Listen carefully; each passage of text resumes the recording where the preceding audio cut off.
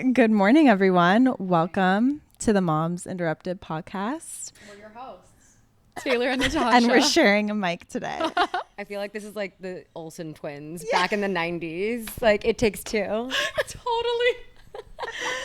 We have a really special guest here today, Emma from the Too Much podcast. And fun fact, she really helped us start our podcast and helped us figure out how to do everything from start to finish, was on calls with us on how to work the different softwares, what ones to get, how to DIY everything. Resident podcast geek squad. We have a group chat and she's our momager. Yeah. That's the name of it.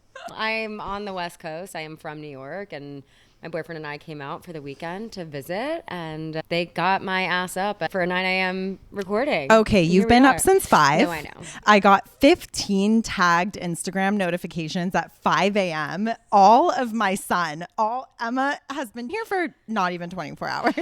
He has my heart. I can't help it, and the camera loves him. Also, he's like the best. He makes the best content. Sorry. And I'm not sorry. The eating content, I already saw it, obviously, because I have also been up since 5 a.m. I held some back. Like, I have like a hot dog eating one. I gotta like see the hot him dog. like chowing down on hot sauce yesterday. I can't help myself. He's made for the camera. He really is. He's a ham. Yeah. Just a little backstory. Before I moved to San Diego, I lived in LA, and Emma and I, 7.5 years ago, we just figured that out this morning, were desk mates at a yoga company in LA. I'm not going to say the name. Yeah. We hated our job. The one we do not speak of. We don't. Don't look him up on LinkedIn. Yeah. It's not really hard to find. Maybe signed an NDA. Hush money, maybe. Anyway, I think because we didn't like our job, we just became even closer, even quicker. We trauma bonded. I was just telling her boyfriend, I was like, we used to cry in our car in the parking lot together. What? Oh yeah, fully sobs in the parking lot. It was really bad. It was super toxic. So that's how we became friends. Born out of toxicity. Anyway, I moved down to San Diego. She moved to New York. And she's started 2 podcasts now. Yeah. And we're so excited to have her here because she has such a unique lens in terms of like female empowerment and wanting to be a mother one day, but wanting to do a lot of things in life first. And I want to talk a lot about that today because I think it's something that women way more than men think about before they have kids. So yeah, we have lots of fun questions for her, and I hope you guys enjoy. To give a little background also, I was like notoriously single for a really long time, just in and out of a lot of relationships. It's not necessarily that I was always single, but I have probably 8 or 9 relationships under my belt from my 20s. So I've lived a lot of lives. I thought I was going to be married many times, and Taylor was around for a lot of that. Like, it was, I think he's the one, and he never was. And then now I've been in a relationship for 2 years. So these questions of marriage, next stage of life, are coming up now and very much in my face. Not even coming up, but they're present. Emma's been they're in the room with us. hanging out with my baby this weekend and is like watching her boyfriend hang out with him, and she's like, my ovaries are exploding. There's nothing cuter. I literally looked at him before. He's so cute with him so too. good. He was in his bedroom reading him books last night alone, just them two. I was like, I literally was like, you're a DILF, let's go. I was like, everything I've been saying the past 2 years, out the window. Let's go right now. so on that note, Yeah. let's put her on the hot seat. Yeah. Why don't you dive into the whole idea behind your current podcast? So some context for those of you who don't know me. I used to have a different podcast, had it for about 1.5 years. And to be honest, I started that podcast when I was single, and I was very much the single of the 2 hosts. Like, one was in a very serious relationship, and then myself, I was single and just coming in hungover every day, whatever. Met Mr. Right, that's what we call him. My boyfriend, and I met Mr. Right, and my life just started to shift. I also became very serious about podcasting. I found my calling, but also we started researching all these topics for our episodes that were so eye-opening to me, and things that like I never knew about. I didn't know about attachment styles. I didn't know about love languages. So I really started to uncover a lot of past trauma in my life as well. So I started approaching my life differently and approaching myself differently, and everything kind of just clicked. Like, I had, my Saturn return, if you will. So I also started to realize that the person that started that podcast was not me anymore. And I really grew out of that. And also there was a lot of toxicity with my old co-host. So I made the very difficult decision to walk away and start my own podcast. There was a lot of drama around that. If you want the full story, it's on my podcast. It's called The Truth About Unhinged.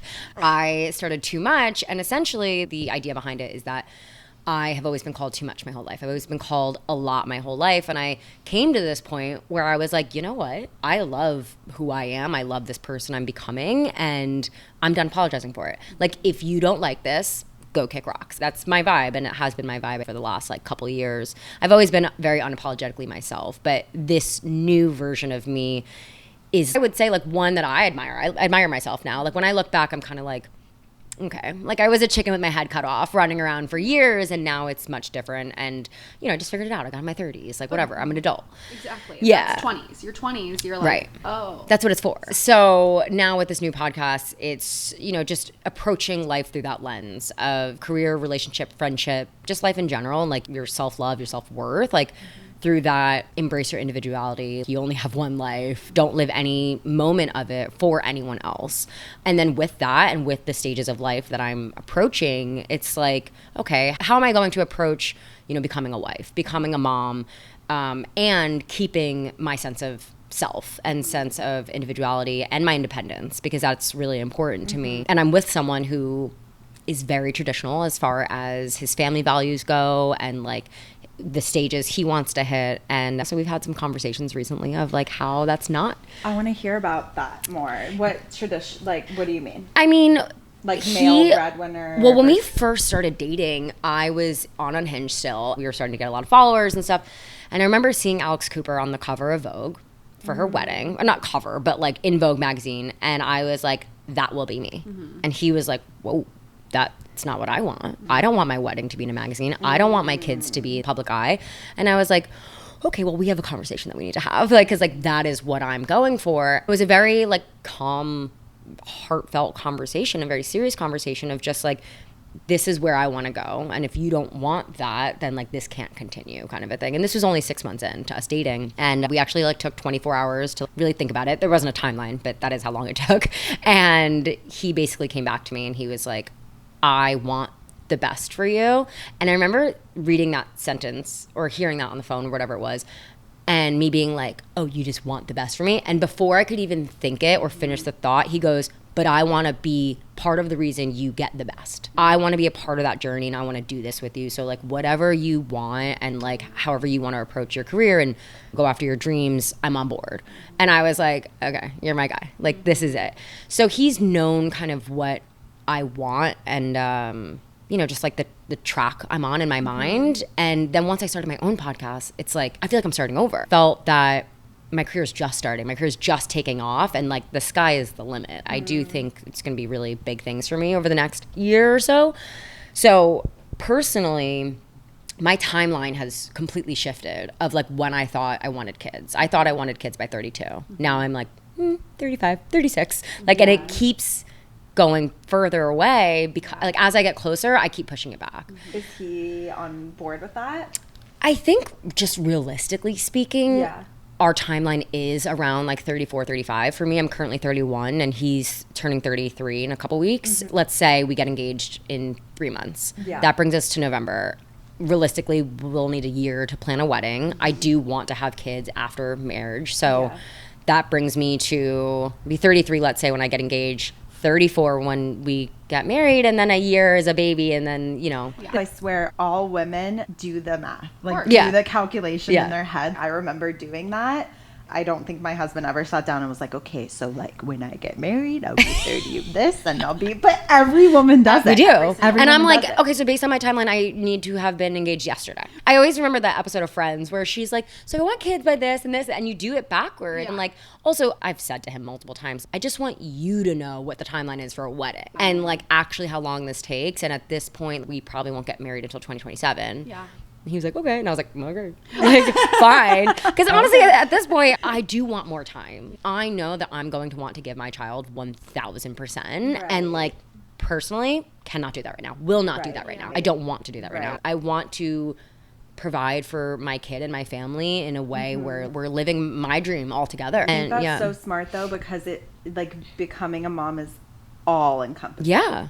And a parent in general. And you deserve to focus right now on what you want to focus on. Yeah, I want to be selfish right now. Like, I do. Being a mom, you're like forced to be the most selfless person, right, at least for when they're infants.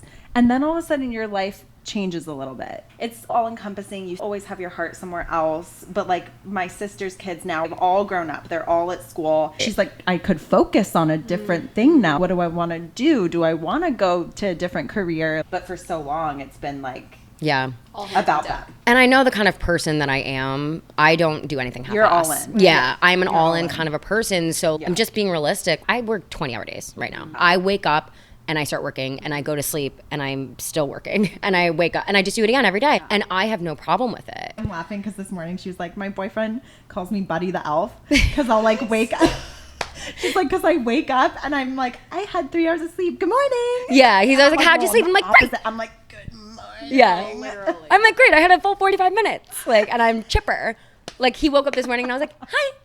Welcome. I was so productive already this morning. Like, I got all my posts up. Like, I bought his birthday present, like, at 5:30 in the morning. But this is how I am, and I love being that way. I grew up with a mom that worked, you know, full time. And my dad worked full time, and I grew up with nannies. Yeah. With having so many friends who have kids, having my sisters who both have kids, like, I know what it takes. I personally am just not ready to do that.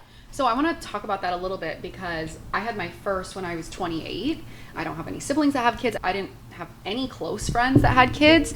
And I think that it would have been nice if I would have some perspective on that, because I didn't realize how all-encompassing it was. And I had this sort of like ignorance is bliss thing going into it, like not intentionally. I was just ignorant. Trial by about it fire. all. Exactly. Like I was like, what? We're gonna have a baby. Like, Yeah. it's hard. You're like one of the first What? of your Like, it's hard. friends. I think there's something really nice and something really important about having a little bit of perspective around it and knowing that it is all encompassing. And something that I've heard recently is you can have it all, but you can't have it all at once. Yeah. And that is like motherhood and career. And Right. you're building your career when you have little kids. It just happens to all be important all at the same time. And it's so hard to manage everything. Yeah. And men, to your point, don't really have that same pressure because they don't have the biological clock and They do not have to slow down. they don't have to slow down. Yeah. And the babies don't, but they don't want them like they Right. want the mom. And so I think that your perspective on it is like so amazing. And I Yeah. know there is the biological clock and we can talk about that more because I know that it's like so stressful for a lot of women, but it's so cool to hear you talk about like, I want to do these things first. Yeah. Like this is important to me, but like I need to get a few things done first. Yeah. That is the cool thing about waiting until you're more like settled and self-assured. Yeah. I felt, even though I was 30 when I had my first baby, I had two older sisters who had a ton of kids and a lot of friends who had kids. So I knew how all-encompassing it was. And so I knew what I was getting into. Yeah. And I had friends who had done it too. And I'm like, okay, I'm not just like having a baby, like, I'm having a baby. Shit's about to get real. And I think also it's very specific to your career. So like my career, like I'm a creator, I have a podcast, like that's my career. So I have to be so dialed in all the time. And I also don't want to be the kind of person that's sticking a camera in my kid's face. Like I really, to each their own, whoever, I love pictures and stuff, but the content piece of it, I like the funny ones where it's like you're just filming your kid doing something and there's something funny written over it. But like, I just watched that documentary, Ruby Frank. No. You guys will like vomit. No, it'll stuff. really hurt your soul. Like I was actually happy that my boyfriend didn't watch it with me because I feel like he'd be like, quit your job right now, because it became her sole focus, like just the content creation. And like, I know I'm not the kind of person to ever do that. Like I cannot wait to be a mom. Like I know I'm going to be such a great mom and I really can't wait. But, or I can't wait. But Just the energy alone. yeah. I'm going to need to find a way to balance it. It is so dependent on your career. That's been like hard for me, and I'm not a social, like, whatever you want to call it, influencer or whatever. And I love taking funny BTS of my kid because he's just hilarious. Yeah.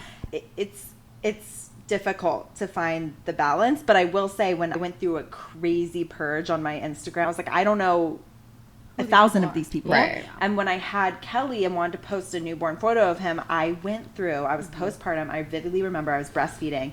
I made my page private and I deleted 1,000 people. I did the exact I same. mean, These, it's like like, a protection random thing ass- too. Yeah. You got to protect your space and your peace and your energy. Our podcast is mom focused, and Natasha and I had this conversation early on because we took promotional photos and we tried to have them like facing the side or like facing us because Right. we already were like, okay, we want to be careful about it, but also like show our raw lives Yeah. and like be honest about the fact that we are always with our kids. Like Yeah. we're not with them. So it's really hard to Yeah. like figure To it out. balance it all. I am It's so lucky hard. that like my career will be able to ebb and flow with it. Like it is about my life stages and it is about Right. me just sharing where I am in my life. And my whole thing on my personal page is like I just like recently changed my tagline in my bio to just trying to be realistic. Because all my videos recently especially have been like, you know, things that I should probably stop doing but I won't. Or like things that I'm a 31-year-old and I'm not ashamed to admit, and I go through and I say like, you know, I've never taken a fertility test and I probably should.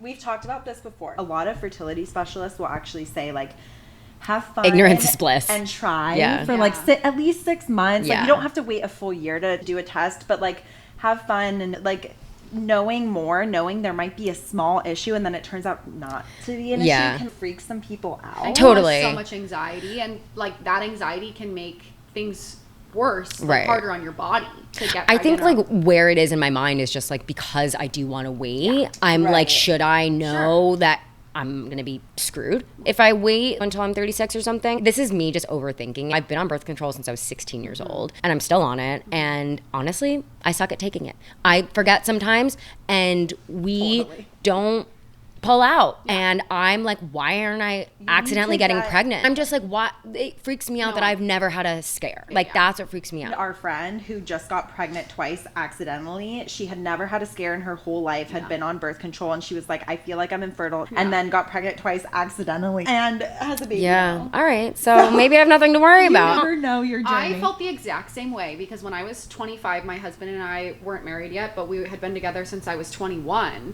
And I went off birth control and I was like, I'm going to do the Oura Ring natural cycles rhythm method. After like 3 years and like we were about to get married, I was like, why haven't I accidentally gotten pregnant? Not that I wanted to, but Right. that's just that you start thinking like maybe something's wrong. But then there's also that like it's actually hard to get pregnant. Right. Yeah, for a lot of people. Totally. You only have- when you want it. Only when you want it. It's easy when you don't want Yeah. it. Totally. You're like, oh, whoops, that was an accident. I don't actually want this. So many of our friends recently, whoops, and here I was trying so hard, taking sperm supplements.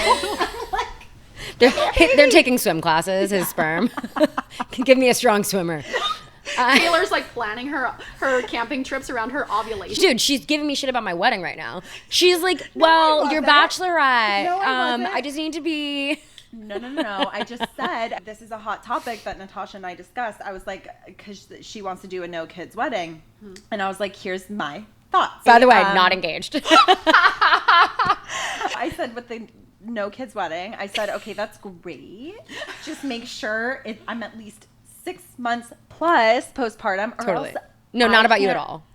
I was like, no, I just said I might not Yeah, well, to make be it. there unless the baby can be strapped to me for like part of it. But see, I that's don't just, like, my consider rules. an infant a no kids wedding. And that's what we I talked was about. Yeah, talking I'm about. talking about like talking, like No, like toddler. 4-year-olds. Right. Yeah. No, like Kelly will not be in attendance. Yeah. Kelly can be babysat by any yes. babysitter. Like, Totally. so right. easy. No, that would not bother me. Also, like you're someone that important to me in my life where like I don't Again. give a shit about No, we talked about the this rule. too. Like Yes. when people say no kid wedding, but like you, There are exceptions. You want her Yeah. to be there. If she has a 3-month-old, you're like the baby one doesn't count, and Right. 2 you have to come no matter Right. what. So Yeah. Yeah. it doesn't matter. I hate to say this, and I'm sorry if this is controversial, but a lot of single people don't understand the all-encompassing fact of your friends having kids. Yeah. I do understand that. I know baby comes first. Like Yeah. that is okay with me and right to me. Your baby does come first. I do not come first anymore. Nick Vial just did a podcast on this girl submitted a question to him and was like, what do I do? I'm in this situation. I got pregnant and my due date is on my best friend's wedding. And the maid of honor, who's also a part of the bridal party, told me that I should have waited 4 months to get pregnant. The fuck? Sorry, cursing. What? I know. Okay, clearly that girl is delusional, though. Right. I do think it's the responsibility of single friends to get a fucking clue. I'm sorry, once you get to that age and your friends start having babies, it is your responsibility to also understand life. Right. If you want them to support you, you must support them back. All of their endeavors and everything. And you always say it takes a village, and I do believe that. Like when I'm around my friends and their kids, I want to be as involved as possible. And I'm like, whatever you need. Like if you're tired, I'm tired. Like we'll just go back and like whatever, you know. I don't even know if that comes with maturity or just perspective, I guess, and having a clue and just like being a good friend. I think that a lot of it comes down to exposure. Like you said, your siblings have kids, and I think it's really hard for the person who has kids first and then the friends of that person too, because you're all sort of figuring it out together, and there's so much perspective change and people going through a lot at the same time. I remember when I told one of my girlfriends that I was engaged, she was like, not yet, everything's gonna change. And she's like, I'm so happy for you. I think I was 26 or something, and she was just like, everything's about to change. And I was like, yeah, thanks. I want it to. That's the point.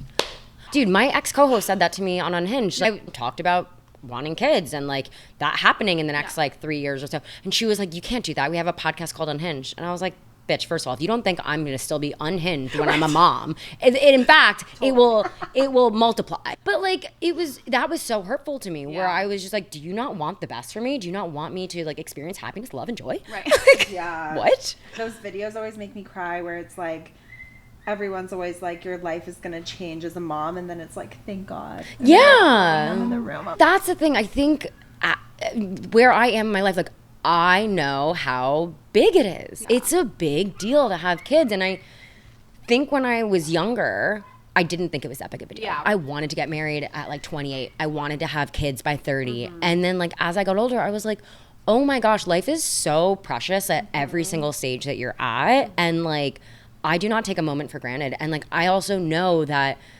the next 5 years are going to go so fast. Oh, and like, then I have the rest of my life to raise kids and have that life with them. I just don't take this time for granted. I don't want to rush it. I think it's so beautiful of everyone else at their stages, but like everyone's metric of success is different. And I think that's what a lot of people forget. It's that I could look at a friend and be jealous of them because they have kids, but it's like, maybe that wasn't their metric of success. Mm-hmm. Maybe they actually wish that they waited longer. Right. And vice versa. They can look at me and be jealous, but it's like, maybe I'm not happy where I'm at. Yeah. Like, you just don't know. And that's why, like, falling into that comparison trap is so, it just needs to be avoided. Yeah. Like, because, like, the second, you know, the comparison is the thief of joy. And it's like, everyone is on their own path. 2 flowers can bloom at once, you know? Well, and the grass always looks greener. Right. That really hit home with me, what you just said about your friends, maybe they wish they would have waited longer or whatever, because I feel like now my kids are 1 and 3,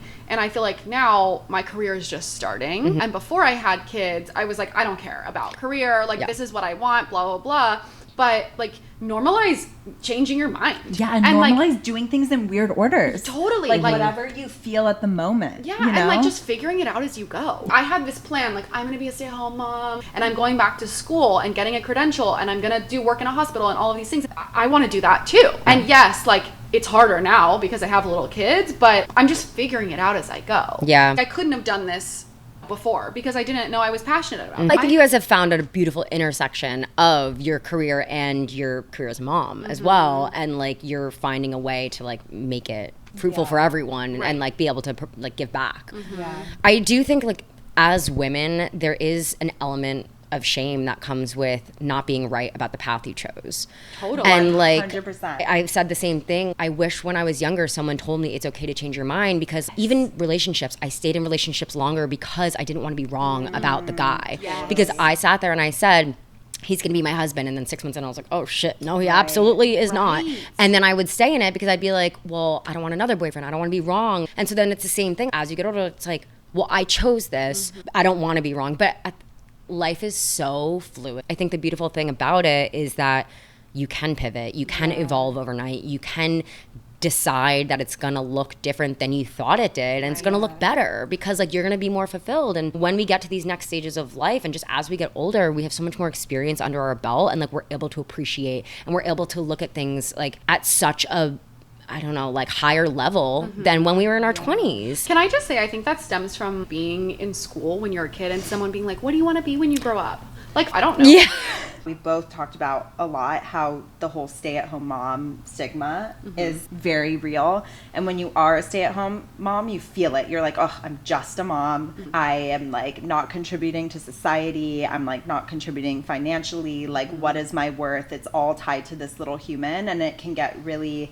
I had a lot of really hard conversations with my husband about that in the beginning because he's like, this is what you wanted. And I was like, I know, but then why am I so depressed? Yeah. Like, it was like such a back and forth, and I felt like I couldn't change my mind about the fact that that's what I wanted. And you feel like you have to suffer because you chose it. Yes. Yeah. Yes. Because that's where the shame, like, we sit there and we're like, no, well, you know, and that's literally just like us speaking to our little selves, But then being this, like, no. Yeah. And it's, this really cute moment happened to me the other day. My sister-in-law texted me, and she was like, I just wanted to let you know, and this text made me cry. She was like, Addie, my niece, she was like, I was talking to her, and she asked me, like, what does Auntie Tay do? And I said, well, she takes care of Kelly, and she also helps mamas and babies. She's like, I want to do that. Like, I think it's so I just got the special. chills. I'm like tearing up.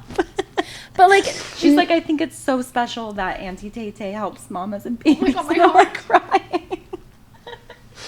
not for nothing just though, was so like, cute. you're not just taking care of a kid, you're raising a human, and you are like shaping them into being who they're going to be when they grow up. And like, with all the reflection and just like introspective work I've been doing with my podcast, like, I think about how attachment styles form, and those start to form from infancy, from the day after you're born. That's when it starts, and that affects them for the rest of their life. So it's a huge fucking job, and All not of for the nothing, different like, brain connections that form the in a neural child's pathways brain happen start the first 2 years.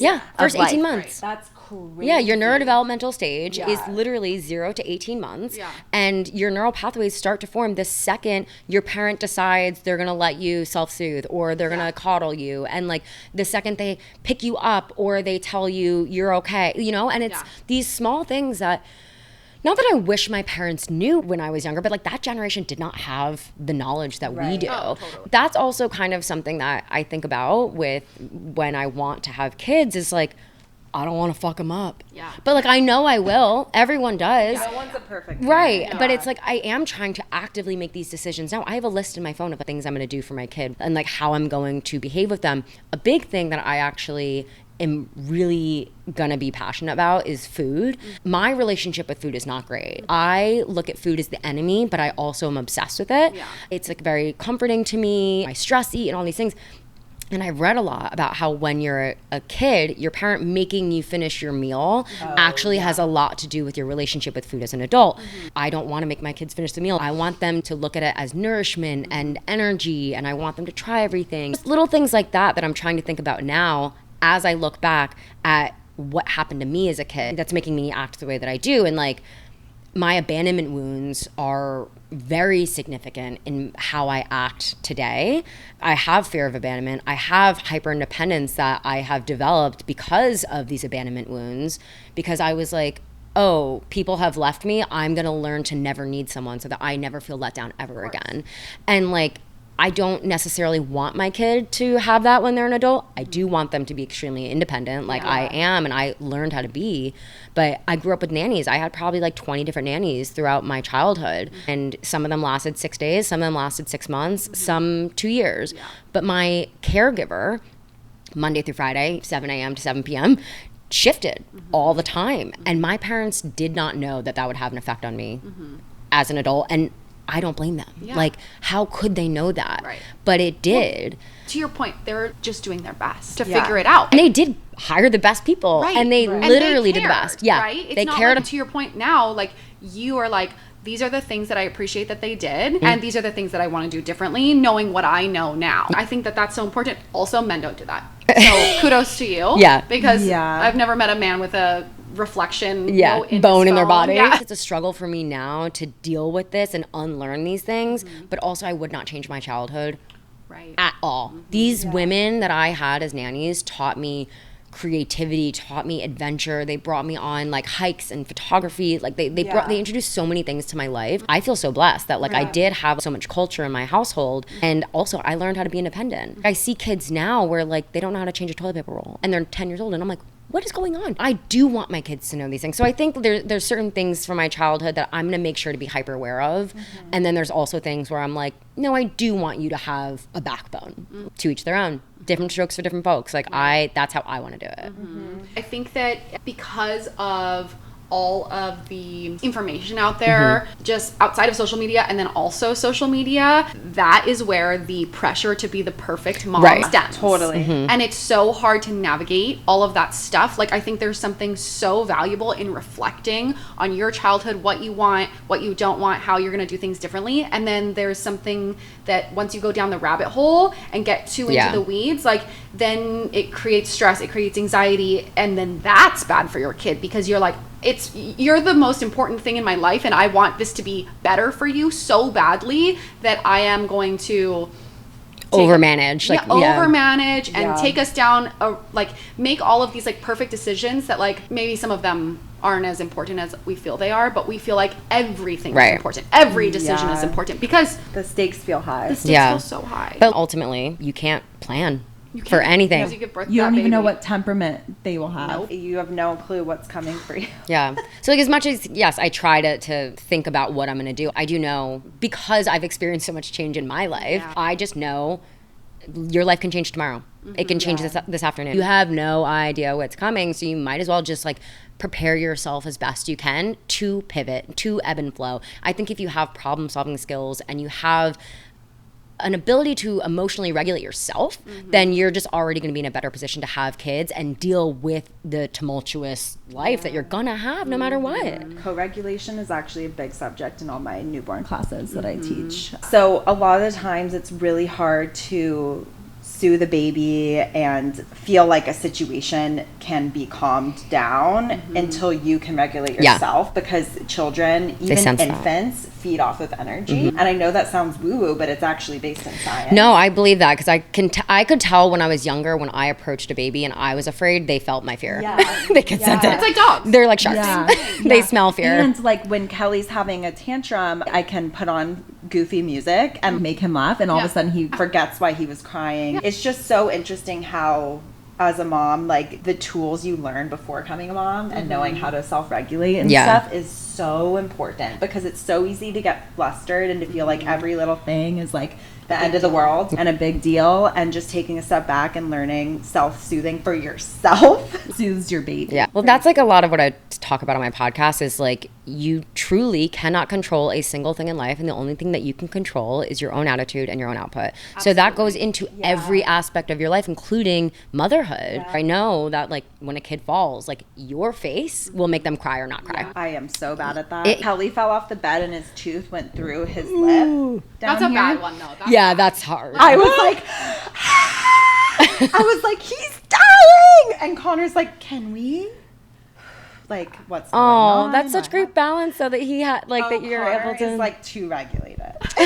I'm like freak out. You're a like, little I more. need some urgency, right? Though he's so chill. As you go through like a few stages with your kids, you figure out like in what situations the person is the calm one. My husband and I are both like a little bit intense and type A. I've just been like, I'm actually going to choose to be the one that laughs at these situations because we can't both be like that. Right. You're on your road to being type B. I'm like, with each baby you get more and more. I'm like an A- B+ right now. I actually saw this interview the other day that blew my mind a little bit, and I think it was on Mel Robbins, and she was interviewing this doctor, and he said no two children grow up with the same parents. Each parent evolves with each child, so each child has a different experience with that parent. So my sister views my parents very differently than I do. Your relationship with your partner evolves also. No child has the same experience with parents. I'll say my mom is purple, my sister says green, and it's just because my mom was at a different stage. And like I also was the third child. Like no one gave a fuck about me. It's just I was the third child, hot take, and my sisters think because I was the third I got and they were Dude, left, same. I got the most attention, the most everything. Meanwhile, and that my I'm the parents most loved me independent. more, and- Yeah, my sisters think that I was like coddled. They did everything for me, and I'm like, really? Do you know how to level a picture frame on a wall and hang it yourself? Because I do. Do you have a stud finder? Because I do. I had my middle sister above me acting like a parent. Right. So I had 3 freaking parents in my house, and I had my other sister who's 11 years older than me. So I had 4 parents. That age gap too. It's just interesting how all of that affects, like you said, the way that you view the world, the way you view your Has parents. that affected what you would want in age gaps with your Yeah, well, my oldest sister is my half sister, so like that wasn't planned. And my middle sister is only 2.5 years older than me, so there isn't an age gap there. I do like that age gap. I do think like with girls, I think having a freshman senior situation in high school was difficult. Why is it? Oh yeah, because I was hooking up with all of her friends and she hated me for it. Yeah. So, which like I get, Yeah. but like it wasn't great for like where we are now. Created a lot of resentment. I think there's things to think about there, but also you can't plan. You just figure it out as a parent. You just figure it out as you go. You're like, oh, whoops. But I do think there is like that sibling rivalry and competition when you have same-sex siblings close together. Yeah. And there's something to be said about like I have a 3-year-old boy and a 1-year-old girl. Like, and I'm kind of like, whew. Okay, there's not going to be that type of... Yeah, I mean, it's something to think about, but obviously you can't control like even the sex of your Yeah. child, so you don't know if it's going to be same sex and all of that. And my brother is 6 years younger than me, and I was always in a caretaker role because of that. Right. And that's something that I'm super aware of now that I refuse. And I refuse to be the parent that's like, you're older, you should know better, because I know how that made me feel. I was a kid, and I was like, well, I'm not actually an adult, and I'm not just trying his to party parent. in Like, high school. like, and also, if I pushed him off the deck, it was because he was being a dick. Yeah, no, for sure. Like, why don't you see that? Right. Totally. At my back. Yeah, I think I have a 7-year age gap too. yeah, it's hard as parents to like not also just like give that responsibility to the kid. Like I know that my parents did that for my sister, where you know because we had the nannies, they'd be like, "Oh, Taylor, you know how to get to dance class. We don't need to give directions to the nannies." And like my sister did feel like this immense amount of responsibility, and I do know that that's affected her like now in an adult life. Yeah. So I think it's just it all boils back to understanding what is going on with you before bringing kids into this world. Obviously not a requirement, but if you want to self-regulate, like I think that I'm gonna be in a great position when I do have kids, just because like I've done all this inner work and you know, And not to say that you couldn't do that work while For you're sure. having kids, Yeah. because I feel like that ends up happening. You're like, oh shit, I have some stuff to figure out. Yeah. But going into it like more prepared is like nice, because then you don't have to do it all at once. Because you're literally just regulating another person around you. So for someone who is hyper independent, She's in the room with us. asking for help can often feel like a weakness and feel really unsettling. How do you manage that around motherhood and not being able to actually do everything by yourself? What's your thought on that?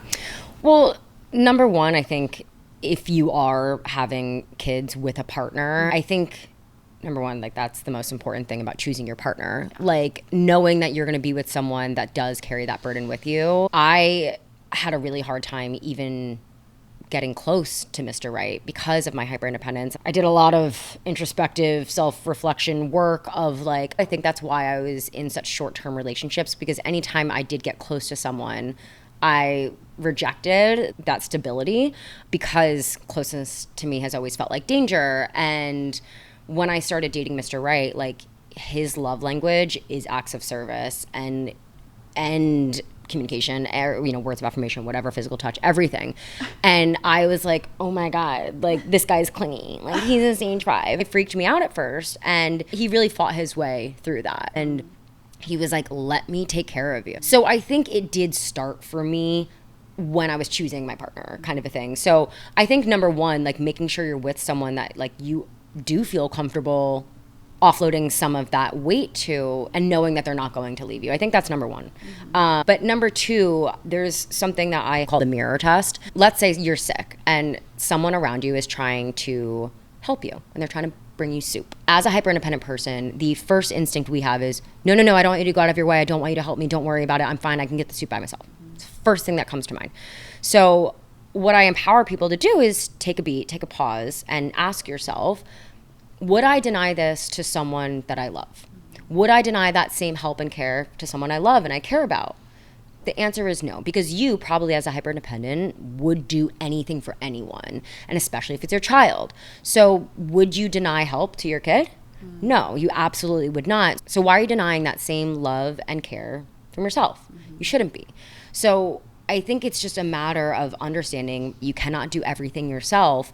If you are hyper-independent, learn how to delegate the things that like you do just want to do yourself, and things that you're like, I can micro receive in this way. I can offload these little things. Like, you know what? You can warm up this bottle. You can clean up the toys. Thank you so much. Ask your partner to do things. And it's something that I started to do in my relationship where I'm like, typically I would climb up on that shelf and risk breaking a neck and get that jar on top. But you know what? I have a 6'3" man with me, and I'm going to ask him to do it. Because also, if your partner's love language is acts of service, you are denying them of that by just doing everything yourself. Like, you do want them to feel fulfilled and feel a part of this journey with you. And that's another thing. Would you want to deny the person you love of that, of feeling wanted and needed? No, you don't. So don't do it to yourself. You can't pour from an empty cup. It's a cliche, but it's true. And if you want to be there for your kid, then you need to learn to allow people to support you so you could be the best that you can for your kid. I really had a hard time doing that because I have a lot of hyper independent qualities, and as I become less and less type A through sheer force of motherhood, I am like learning a lot about myself. But the entire first year of my son's life, I was like, I don't need you. I chose to be a stay-at-home mom. You're going to work. This is my baby. I've got it. I don't actually need any of your help. Right. And I don't want you to fuck anything up. And so like, why don't you go do what you're good at? I'll do what I'm good at. And we like don't even have to talk, basically, you know? But that really shot me in the foot in the long run, because he was like, well, I don't know how to do anything because you told me not to do anything. And it robbed him of being included in like the family. Do you feel like that's affected his participation now because he didn't feel like he could participate in the beginning? It definitely did, but we have done a lot of work now that we have a second kid, and through the second year of my son's life, altering that relationship and the family unit. But it took a lot of conversations. Unlearning. And I think it starts with like making sure you choose that right partner, because you have to make sure that that's someone that you want to volley the responsibilities with, and trust them with it. Yes, but people who are already in it and who are going through these struggles, and maybe like me, like set things up in a way that was not ideal, was not sustainable, was not like a partnership. But I will say that's because you were in a similar like, I am not hyper independent. In fact, I'm like, hello, like can you do everything? But even though I'm not hyper independent, when you set up your life, and this goes into conversation about finances, when you set up your life so that the man is the financial provider, you do have this, even if you're not hyper independent, this is my job, right? So even if I offloaded this, so I have to do this. So even if my husband is not sitting there being like, this is your job, I'm doing that to myself. And a lot of moms do that, and of course we're not getting paid. We like don't have time off, like we don't have any time to ourselves.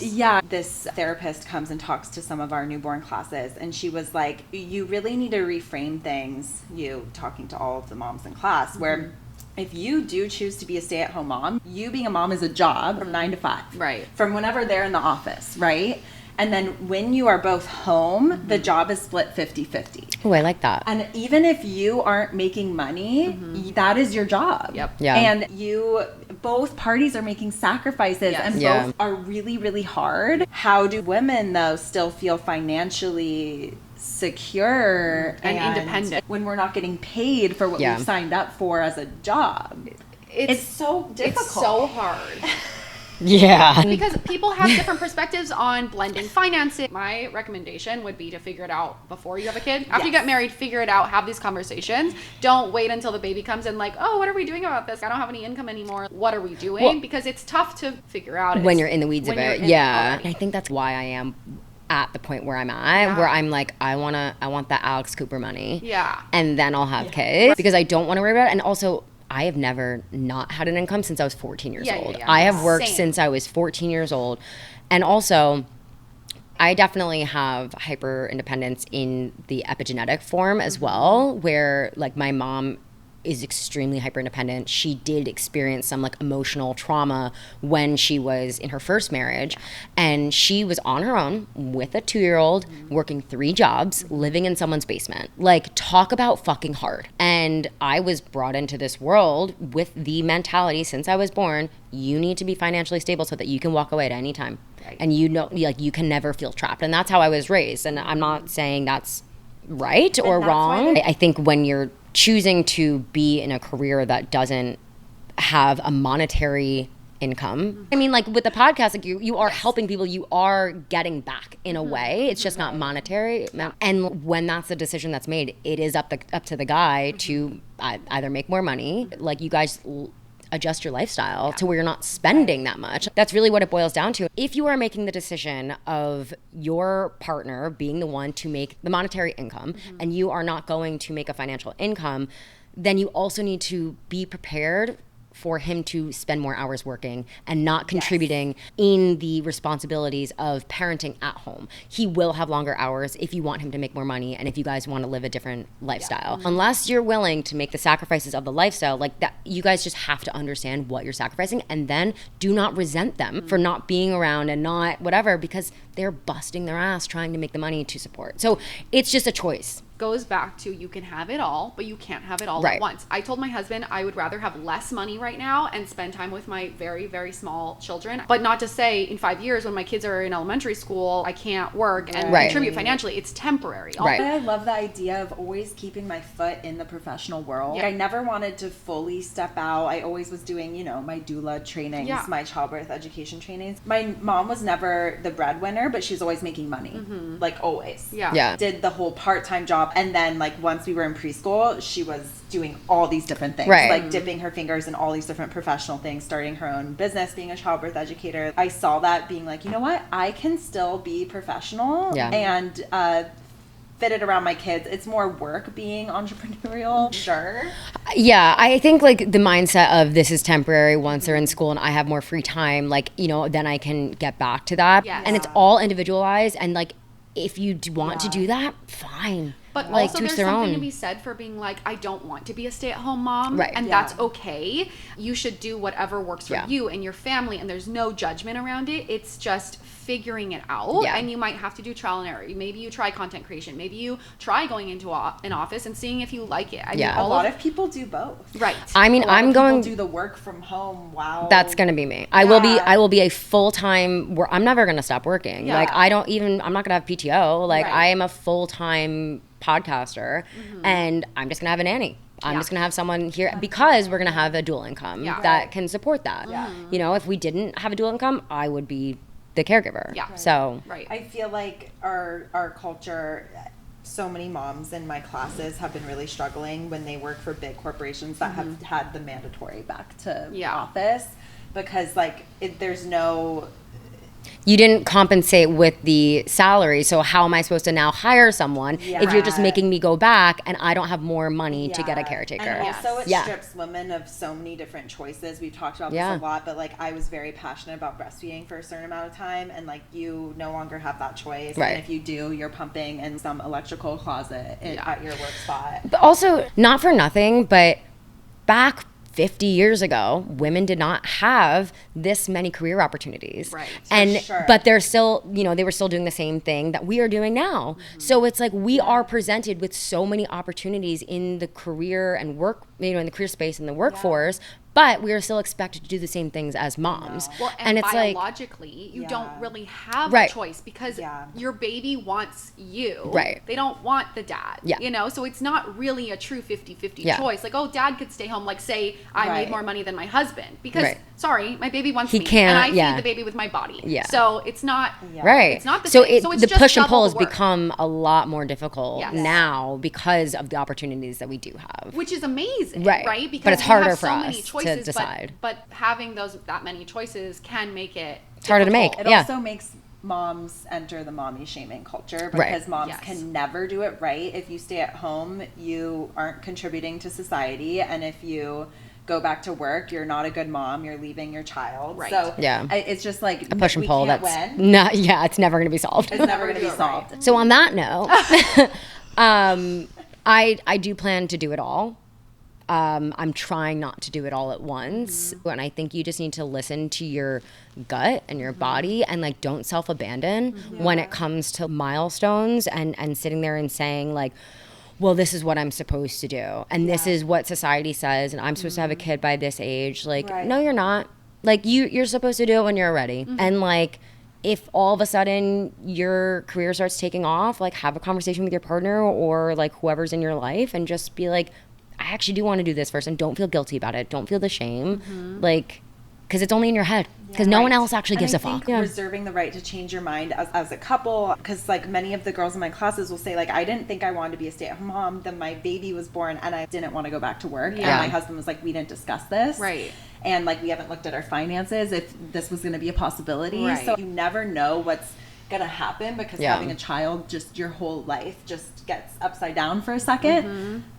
So I do think a lot of the themes today were keeping communication with your partner, understanding all the different finances and all the different decisions that might have to happen, might come up that you never thought were going to happen. Understanding Also, how big it is. Yes. Like, and just shifting your mindset to be like, we are now a team. It's not you versus me. It's us figuring it out together. And I have a tendency to like escalate and like bring the temperature down. We're partners. Nobody's going anywhere. Let's figure this out together. To your point, like choose the partner that you think you can do that with. But if you're already in it, like be the person. if you sacrifice a little bit of that. Yeah. Like if you've already done it also. I think that's a big call out though, because people, the first year, it's really hard. Totally. No, I'm sure all your partners are great. Yeah, I'm sure they are. But like if they're not. Like, but like be the person to choose to bring the temperature down. Yeah. And be like, let's communicate. We're on the same team. Moms are superheroes. Like you guys can do it. Right. You guys can actually sit there and problem solve. Yes. Yeah. Like problem solving is the best skill you could possibly have, because then like you won't freak out if anything goes wrong. Right. Which it will. It 100% will. But everything's temporary, and communicate. Yeah. And everything's relative. When I just said wrong, what's wrong to one person is not wrong to another. Like, I don't know if anyone's a Friends fan here, but it's all relative. You know that episode? No? Yes. Yes. It's all relative. You love Friends. I love Friends. It's fine. I'm fine. I'm fine. I'm fine. I don't know why my voice is doing that. Thank you. Okay. Anyway. Well, thanks so much. Thanks so much for having me, guys. Thanks for coming. We'll have to like do another episode once I am pregnant. Yes. We're going to have to go through all the life stages. Yeah, you're going to be like, did you mean everything you said? Right? Yeah. Are you, did you do it? How's it going? How's that note slip? Yeah. Deleted. Out the window. Probably. No, it's good though. Yeah. The forethought is good. Yeah. But thanks so much for coming on. Thanks for having me. Yeah. This is great. I loved it. So much fun. Felt just like girl talk. You can follow Emma. Emma's Too Much. Emma's Too Much on TikTok, Instagram. Those are all the handles, but the podcast is just called Too Much. It's me with my leg up in the air, drinking a martini. You can't miss it. Thanks everyone for listening. Thanks. Next time. Bye. Bye.